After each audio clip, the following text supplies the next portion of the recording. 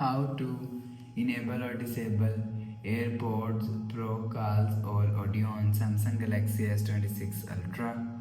Let's start the video. First of all, go to App Library.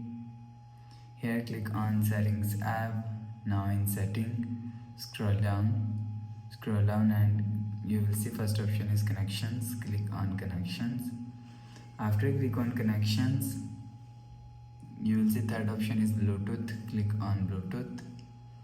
After you click on Bluetooth, here showing you your AirPod Pro. Click on AirPod Pro. Make sure connect AirPod Pro. After connect, here showing you your AirPod settings icon. Click on this settings icon. After click on this settings icon, you will see first and second option is calls and audio. If you want to enable calls and audio, so turn on call button and audio button. You will see call and audio button is enabled.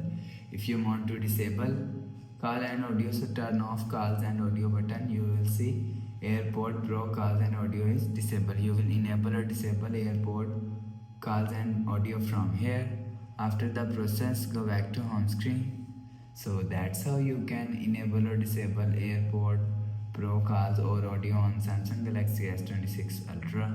If you like the video, please subscribe. Thanks for watching.